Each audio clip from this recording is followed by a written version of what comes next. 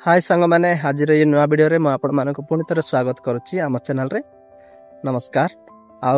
आज मैं तुमको गोटे सुंदर जिनस देखा चाहूँगी वीडियो रे लास्ट पर्यंत रुहतु एमती आपण मानक वीडियो देखुंत तो तापे आपण मैंने लाइक करूना वीडियो को आम चैनल को सब्सक्राइब करना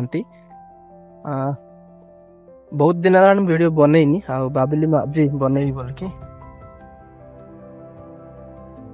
देखो मोर पछपटे से ट्रक गुड़ाक अच्छी से धुआं भी बाहर देखो से यही ट्रक पटे देखो यही ट्रक रे धुआं बाहर ना देखो से ट्रक रे सेटा कौन आपण मैंने जानी नथिबे कहूँ शुणु से ट्रक रे थारू आणुचंदे तारू जो रोड रे पकाउछ ना तारू बीटी बीटी कहउचंदे एपटे तेलुगु भाषा बोधे सेटा मैं जानिनी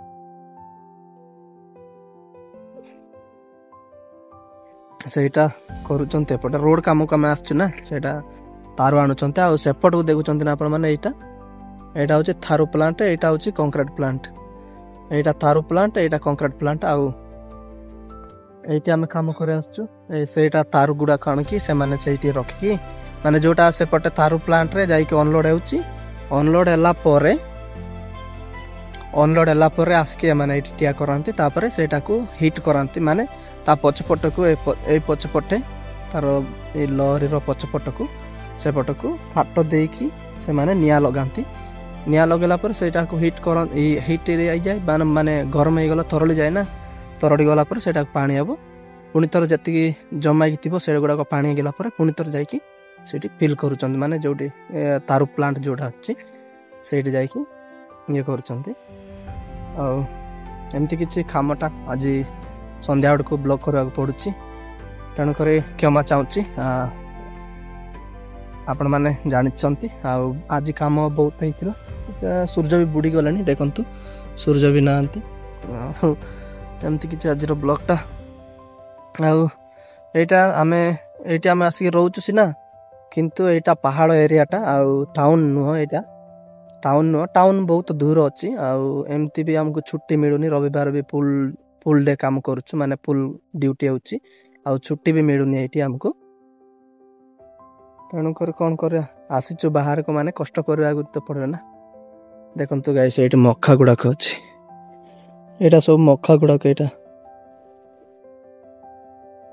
एपटे मक्का चाष तापर फूल बहुत मस्त चाष करती खाली केते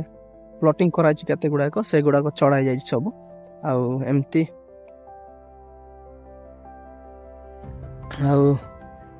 आज मैं तुमको सुंदर जिनसा देखे बोलছি आते सुंदर देखो ये देखो यहाँ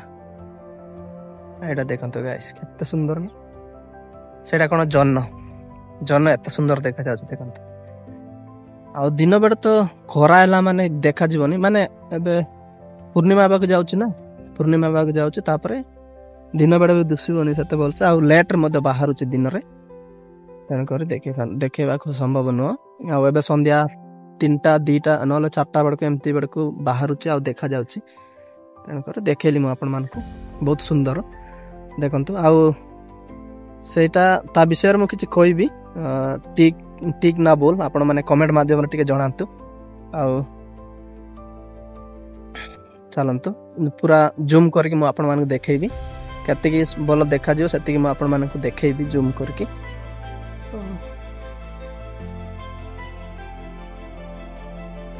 हमर जुई सेठी तिले कोर्ती पड़े गले से पट जंदी ना कुपट जणा नै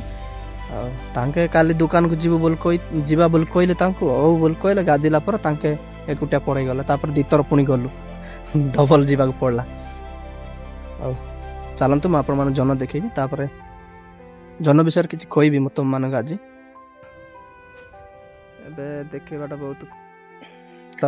एबे कहूची वर्तमान जन विषय रे आ जन देखंतु आपण माने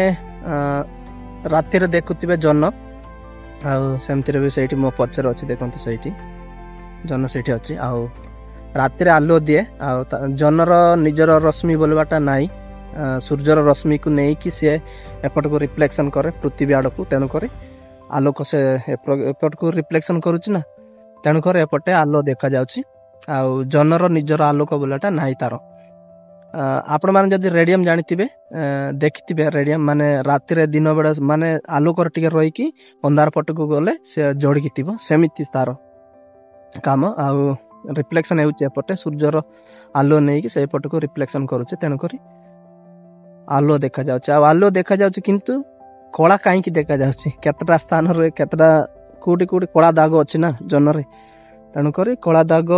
କାହିଁକି ଅଛି ଆଉ କେମିତି କ'ଣ ପାଇଁ ସେଇଟା କଳା ଦାଗ ଦେଖାଯାଉଛି? ଆମକୁ ଛୋଟବେଳେ କହିଛନ୍ତି ଯେ ଆମ ବାପା ମାଆକେ ଏମିତି କହିଛନ୍ତି ଯେ ବଟ ଗଛ ଅଛି ରେ ସେଠି ହନୁମାଙ୍କଡ଼ ସେପଟେ ଏପଟେ ଡେଉଁଛି, ଅନେଇକି ରହୁନ ଭଲ ନାହିଁ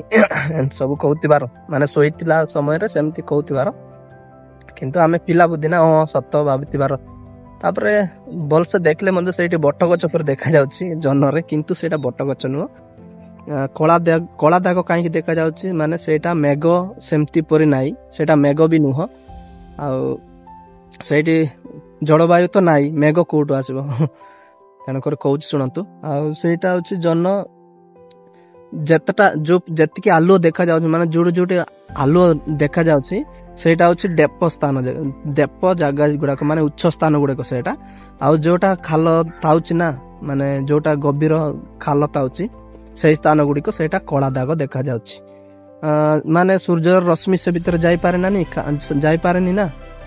ଖାଲ ଥାଉଛି, ତେଣୁକରି ସେପଟେ ସେଇଠି ଖାଲରେ ସୂର୍ଯ୍ୟ ରଶ୍ମି ନ ପଡ଼ିବାରୁ ସେଇଟା କଳା ଦେଖାଯାଉଛି। ତେଣୁକରି ପାହାଡ଼ ବହୁତ ହାଇଟ୍ ଥିବ ନା, ତେଣୁକରି ସେ ପାହାଡ଼ ହାଇଟ୍ରେ ଯେତିକି ସୂର୍ଯ୍ୟ କିରଣ ବାଜିବ